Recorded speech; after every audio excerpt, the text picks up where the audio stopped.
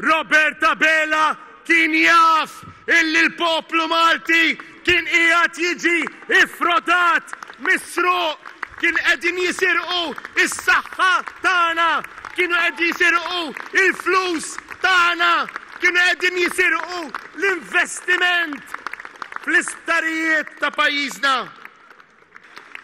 Prim Ministru illi huwa evidentement bla saħħa.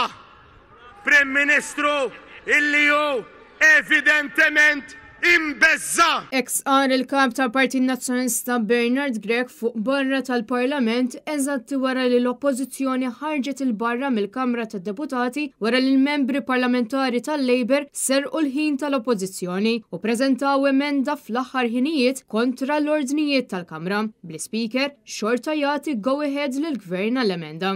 Bernard Grech spjega kif għal darb'oħra il-Gvern għażel li jabbanduna lill-poplu Malti wawċi wara li l-Speaker tal-Kamra tad-Deputati ma qidhirx dmiru. Il-kap tal-Partit Nazzjonalista spjega kif il-Prim Ministru Roberta Bela għadu s'issa jiddefendi d-deal skandaluż tal-Vitals u Stewart minflok iddefenda lill-poplu. Flok baqa l-Prim Ministru tal-poplu Malti u wawċi sar il-Prim Ministru ta' Vitals u tal-Stewarts. Bernard Grech qal li Roberta Bela għażel l-interessi tiegħu u tal-frodisti li għal dawn l-aħħar 10 snin serqu flus il-poplu Malti wawċi. Dan huwa Prim Ministru maħtuf. Dan huwa Prim Ministru kompromess. Dan huwa Prim Ministru illi maċ fadallu l-awtorità li jiġġielet għal poplu Malti u wawċi. Bernard Grech fakkar kif Bela ħalla kollox għaddej qisu xejn mhu xejn u insista li dawk li ħamġu lil pajjiżna għandhom iħallsu għal kull nuqqas li sar. Prim Ministru illi irid jerfa' ir-responsabilità. U mhux il-Prim Ministru biss, imma kull min bil-subajh. Id-deputati kollha Laburisti mill-2013 sal-lum kienu baqgħu u għadhom jiddefendu il-korruzzjoni u l-frodi. U jiena nsaqsi, fejn l-Avukat Ġenerali? Fejnu il-Kommissarju tal-Pulizija? Bernard Grech qal li l-Partit Nazzjonalista se jibqa' favur il-poplu f'din il-kwistjoni. Ser inkunu hemmhekk għall-ħaddiema. Ser inkunu hemmhekk kif dejjem konna għall-professjonisti.